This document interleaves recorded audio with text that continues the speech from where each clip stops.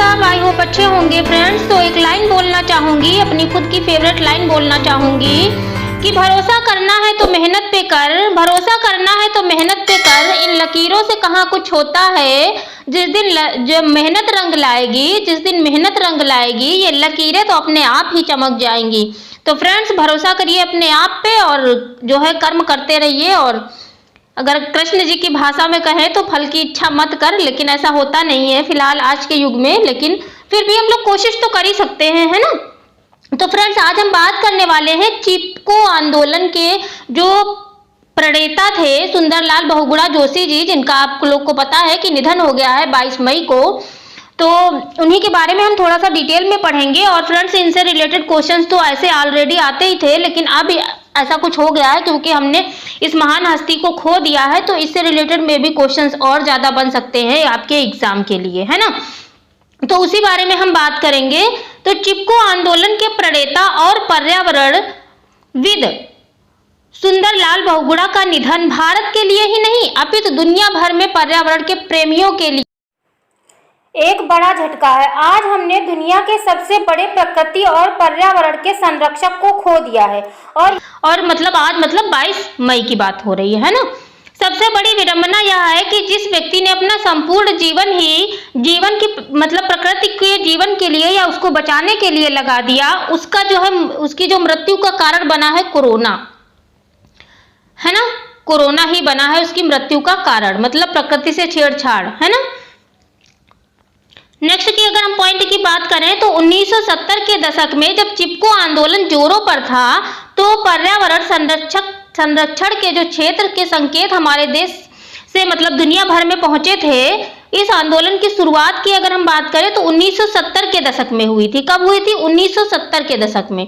और भारत के प्रसिद्ध पर्यावरणविद सुंदरलाल बहुगुणा, कामरेड गोविंद सिंह रावत, चंडी प्रसाद भट्ट और श्रीमती गौरा देवी के नेतृत्व में हुई थी। किसके नेतृत्व में हुई थी अगर बात करें तो सुंदरलाल बहुगुणा जो है इसके प्रणेता थे, अग्रनेता थे, है ना।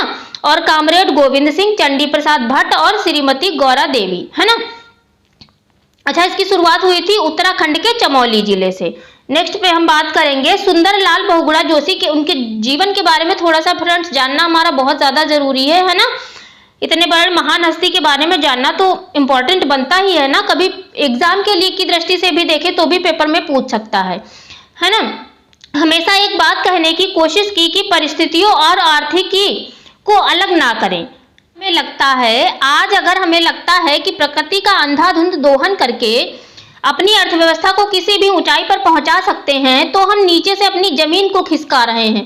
उनके कहने का तात्पर्य यह था कि अगर अंधाधुंध दोहन होगा प्रकृति का, तो क्या होगा कि हम अपने पैरों के नीचे की जमीन जो है अपने आप ही खिसका रहे हैं। और वही सामने आया है। बढ़ते वैश्विक तापमान को लेकर आज दुनिया भर में चर्चाएं हो रही हैं, और जिस तरह से जलवायु परिवर्तन का खतरा जो है हमारे ऊपर मंडराने लगा है, यह वही है जिसकी तरफ सुंदरलाल जी ने इशारा किया था, बहुगुणा जी ने इशारा किया था।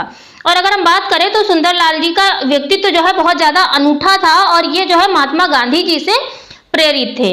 वह इसी बात पर केंद्रित थे कि मनुष्य के चारों तरफ के पर्यावरण को हमसे हमेशा बेहतर बनाने की निरंतर कोशिश करनी चाहिए, क्योंकि यह जीवन के सवालों का सबसे बड़ा उत्तर है और दुर्भाग्य है से जिसकी हम उपेक्षा कर रहे हैं। आजकल हम पेड़ों को ना लगाना और सारी चीजें जो हम उसकी तरफ भाग रहे हैं कि दोहन की तरफ, है ना, पर्यावरण दोहन की तरफ, उसी से रिलेटेड था, है ना। हम अगर बात करें नेक्स्ट पॉइंट की, तो एक बार क्या हुआ था कि रेडी गांव जो चमोली जिले के, उत्तराखंड के चमोली जिले में पड़ता है, वहां पे 2400 पेड़ों को काटा जाना था। किस लिए काटा जाना था? क्योंकि दोहन हो रहा था, है ना। तो ठेकेदारों ने उन 2400 पेड़ों को जो है काटना था। इसलिए उन्होंने गौरा देवी जी ने क्या किया, देवी जी के नेतृत्व में क्या हुआ, रेडी गांव की 27 महिलाओं ने उनका साथ दिया और अपने प्राणों की बाजी लगाकर असफल कर दिया। उस पर क्या किया, उन लोगों ने उन सारे पेड़ों को अपने आप में ऐसे पकड़ लिया, और सारी औरतें जो है एक दूसरे में वो हो गई, और फिर उन लोगों ने उस पेड़ को नहीं काट पाया, है ना। यहीं से शुरुआत हुई थी इस जो है पर्यावरण और उसकी बचाने की, है ना। अब हम बात करेंगे कि इनके जन्म की। बात करेंगे जन्म की, तो सुंदरलाल बहुगुणा का जन्म 9 जनवरी 1927 में कहाँ हुआ था? 1927 में टिहरी जिले के भगीरथी नदी के किनारे बसे मरोड़ा गांव में हुआ था। कहाँ पे हुआ था? 1927 में टिहरी जिले के भगीरथी नदी के किनारे मरोड़ा गांव में हुआ था। और ये कहाँ पे है? अगर हम बात करें तो ये टिहरी जिले में था, है ना, उत्तराखंड के टिहरी जिले में। 13 साल की उम्र में अमर शहीद श्री देव सुमन के संपर्क में आने के बाद उनके जीवन की दिशा बदल गई थी। सुमन जी से प्रेरित होकर वह बाल्यावस्था में ही आजादी के आंदोलन में कूद गए थे। वह अपने जीवन में हमेशा संघर्ष करते रहे और जूझते रहे, चाहे मतलब पेड़ों को बचाने के लिए चिपको आंदोलन हो, चाहे टिहरी के बांध का आंदोलन हो, चाहे वो शराबबंदी हो या का आंदोलन हो, उसके लिए हमेशा आपको याद रखा जाएगा, है ना। और हम फ्रेंड्स बात करेंगे इनके बारे में। छोटी सी स्टोरी है जो मैं आपको शेयर करना चाहूंगी, बड़ी इंटरेस्टेड है कि एक बार इनसे क्या हुआ। एक जो मिलिट्री के जवान होते हैं वो एक बार इनसे मिलने गए, तो उन्होंने इस दिन बोला, उस दिन शहीद दिवस था दरअसल, तो मतलब कुछ खाने के लिए बोला, तो उन्होंने बोला कि नहीं हम नहीं खाएंगे। क्यों? तो उन्होंने बोला क्यों? तो उन्होंने बोला कि आज मेरा उपवास है। तो मतलब उस जो मिलिट्री का जवान था, वो जो हमारे जो सेना के सिपाही जी थे, वो मतलब एकदम अचंभित हो गए कि मतलब क्या है, मतलब, है ना। तो वो जो है मतलब बहुत ज्यादा कि भाई भगवान के लिए और सबके लिए हर कोई उपवास रखता है, लेकिन सेना के जवानों के शहीद दिवस के लोगों के लिए उपवास कौन रखता है ना। तो मतलब ये बहुत ज्यादा ही अनूठे और बहुत ही ज्यादा सुलझे हुए बहुत अच्छे इंसान थे हमारे बहुगुणा जी। बात करेंगे हम नेक्स्ट पॉइंट की। नदियों और वनस्पति से प्रेम करने वाले बहुगुणा उत्तराखंड में बिजली की जरूरत पूरी करने के लिए छोटी छोटी परियोजनाओं के पक्षधर थे। मतलब उनका ये नहीं कहना था कि बड़े बड़े बांध बनाओ और बड़ी बड़ी चीजें, मतलब बहुत ज्यादा बड़ा बड़ा कि प्रकृति का दोहन हो, छोटी छोटी चीजों के माध्यम से भी मतलब चीजों की पूर्ति की जा सकती है। इसीलिए वह टिहरी बांध जैसे बड़ी परियोजनाओं के पक्षधर नहीं थे। नेक्स्ट पॉइंट की हम बात करेंगे तो सुंदरलाल बहुगुणा जी का सत्याग्रह सिर्फ उत्तराखंड तक ही सीमित नहीं था, सिर्फ उत्तराखंड तक ही सीमित नहीं था, वह बड़े बांधों के विरोधी थे।